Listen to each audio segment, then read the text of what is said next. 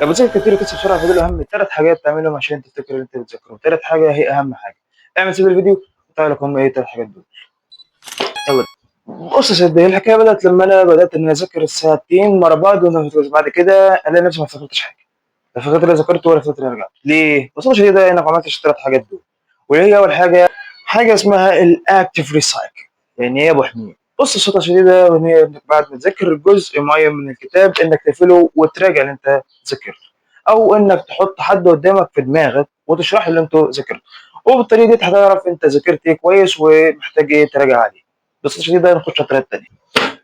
المعلومه التانيه يا ابو حميد انك حاجه اسمها الاكتف ريزوليوشن. يعني انك ما تذاكرش المعلومه النهارده وتسيبها ليله الامتحان او تسيبها لشهر بعد كده.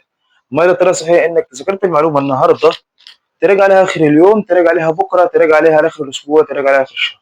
لانك كده بتدي للمعلومه وتدي للمخ ريفرش ان المعلومه دي مهمه جدا جدا جدا، وانك لازم تحتفظ بها ايها المخ، يا المخ اللذيذ. نخش على المعلومه الثالثه.